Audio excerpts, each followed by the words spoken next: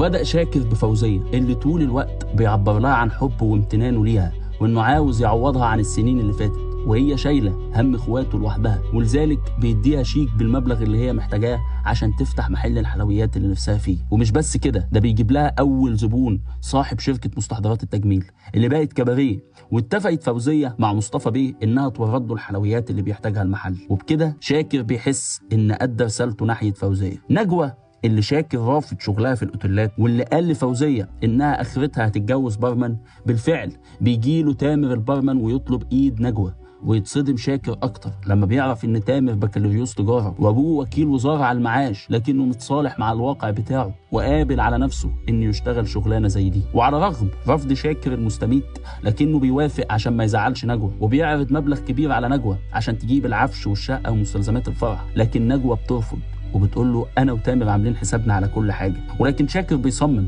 عشان بس يحس انه عمل اللي عليه. ابراهيم وده كان شاكر مش عارف يتصرف معاه ازاي، لان مشكله ابراهيم كانت اكبر من اي فلوس او مشروع. ابراهيم الحياه هزمته وهو قبل بالهزيمه وادمن لعب الشطرنج لدرجه ان خليته يتخيل ان احنا في سنه 2000 هناكل بعض، فليه نعيش ونكمل لسنه 2000؟ ادمان ابراهيم للشطرنج ما وقفش هنا، لا ده ادمن الحبوب المهدئه والفاليوم لحد ما ادمن الحقن المخدره، وخاله شافه وهو مرمي في خرابه من المدمنين وهو في حاله مزريه. شاكر لما دكتور المصحه قال له ابراهيم مشكلته نفسيه ولازم نحاول نساعده لان المخدر اللي في جسمه قليل، والحمد لله ان احنا اكتشفنا الموضوع بدري. شاكر بيقول له ابراهيم كل اللي في دماغه ان احنا سنه 2000 هناكل بعض، وانا من موقعي هذا احب اطمن ابراهيم واقول له ان سنه 2000 جت وعدى ربع قرن بعدها وما كلناش بعض، بس احنا بننهش في بعض. المهم يا شقيق ما يتبقاش في وطن شاكر او عيلته الصغيره غير مهدي، الشاب الجامعي اللي عنده امل في الحياه وبيستمتع بيها طول الوقت ودايما بيحس بحريته وهو بيطير الحمام. لكن حتى مهدي